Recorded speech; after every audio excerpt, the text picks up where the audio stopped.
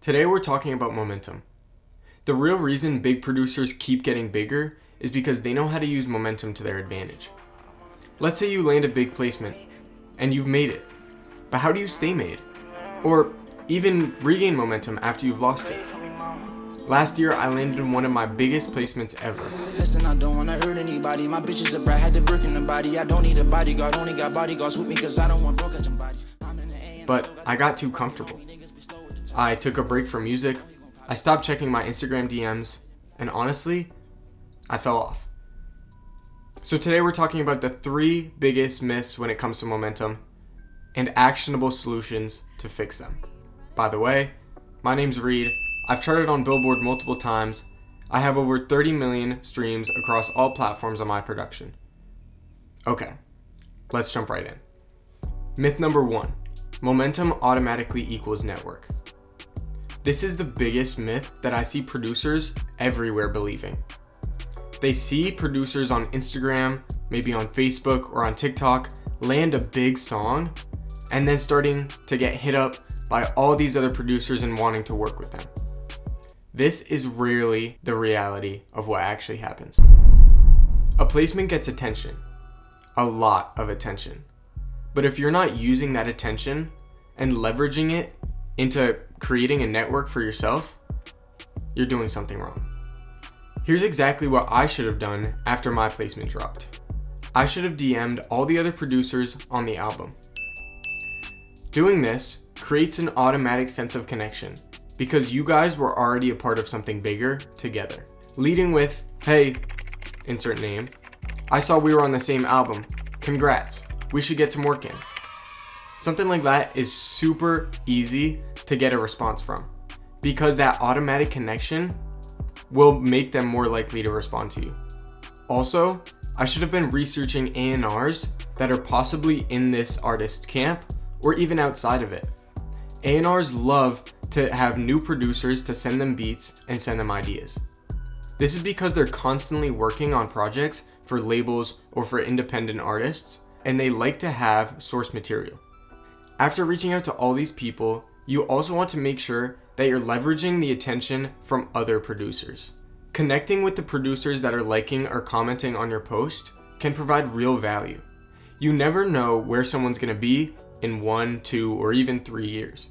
So making sure to connect with people if they're great at what they do, if they make good music, and if they're an easy connection, take it.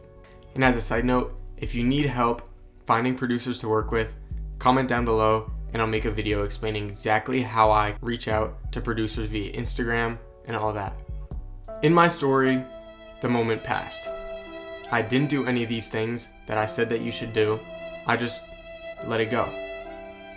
To this day, it's still my most high-performing post, but I did not capitalize on any of the attention that it received. So here's what you need to remember. A placement is a door, not a destination. It's what you do after that sets your future up. So here's your action step. After your next win, no matter how small, do these 3 things immediately. Number 1, DM at least 10 producers, especially producers that fit within the niche that you're in. Number 2 is post everywhere. Content is king right now, so make sure that you're posting on Instagram as well as maybe TikTok or YouTube. And number 3, make sure to consistently send out ideas, especially after the song drops. If you get a big placement and then stop sending out to people, they're gonna be like, where the hell is this guy? So make sure that you leverage this placement into more placements in the future. Myth number 2, momentum means doing more. A lot of producers get this wrong. Just because you have some momentum does not mean that you need to be doing a lot more and burning yourself out. Hear me out. Consistency is key. After I fell off, my first instinct was to work harder. I thought, if I grind non-stop, I'll be back up. But this isn't how it works. Being busy is not the same as building momentum. We've all heard the term, work smarter, not harder.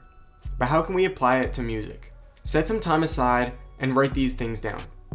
Who's actually working on music right now? This can be helpful when you have A&Rs and stuff like that asking you to send packs for specific artists, or even if you're locked in with artists as well, finding who's actually working and who has just finished a project and is waiting for a release can really make the difference. The other one is who fits my sound right now. If you're making R&B stuff and an A&R is asking for a hood trap type sample pack, the best thing to do is to keep working on what you're working on. There's no reason that you should go into a lane that's different than your own just so you can send out a small 10 pack that probably won't get placed. The reality is, momentum isn't how much you're doing, but doing the right things consistently. This is what the best producers do differently. They're not caught up in high quantity, they're caught up in high leverage activity. This means the best return on investment. Spending 30 minutes on a loop for something that isn't gonna pan out for you is a lot more time wasted than working on 30 minutes of something that might actually get you somewhere. So here's your action step. Build a 3-part weekly system. Number 1, 1 hour of focused outreach. This means researching producers, engineers, A&Rs, and anyone that can help you land songs with your favorite artists or even artists that you want to see up and coming. Number 2 is 2 quality packs sent out to people you know. This can be loop packs, beat packs, starter packs, anything just to keep the pipeline warm and to keep your contact on the top of their list. Number 3 is 1 piece of strategic content. This could be a beat breakdown, a story post, a collab, or just anything that can keep the people who follow you engaged. And that's the difference between activity and traction. After I made that switch, everything started happening again, even with fewer hours. The third and final myth is that momentum is a feeling. There was a time where I genuinely thought that I'd be able to feel when my momentum was building. Like it'd be obvious. I'd be inspired, my DMs would be popping, everything would be clicking into place. But here's the truth. Momentum isn't a feeling, it's something you build and track. Momentum only feels like momentum when you're getting feedback.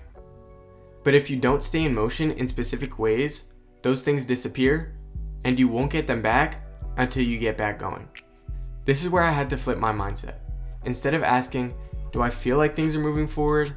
I started asking, what can I track to prove that I'm moving forward?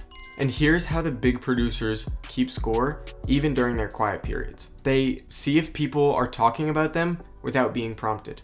They see if their opportunities are coming from themselves or if they're just reacting to whatever shows up. Making sure that you're on top of all of this will help you create momentum for yourself and move forward. Here's what I started doing and what I recommend. I created a momentum tracker, and every Sunday I would write down a few things. Number 1 is how many new connections did I make this week? Did I DM 10 people and all those 10 people responded? Or did I DM same 10 and only 2 of those people responded? Next is how many new opportunities came from those connections. Did I only get 2 responses but have amazing opportunities come from them? Or did no opportunities come from the 10 that responded? These things are important because they let you track if you're actually moving forward or if something needs to change. If you're getting 10 responses from 10 producers that aren't providing anything for you, then you're probably reaching out to the wrong people. But if you're DMing 10 people and only 2 people respond and you're getting great opportunities from it, then you're doing something right. And if you can't track your progress in either of those 2 areas, then you're probably not creating any momentum for yourself at all. When you stop chasing the feeling and start tracking your momentum, that's when the game really changes. So if you take away one thing from this video, let it be this. Momentum isn't luck. It's built, it's tracked, and it's strategic.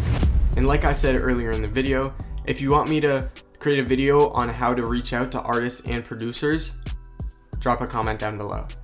Stay consistent and stay locked in.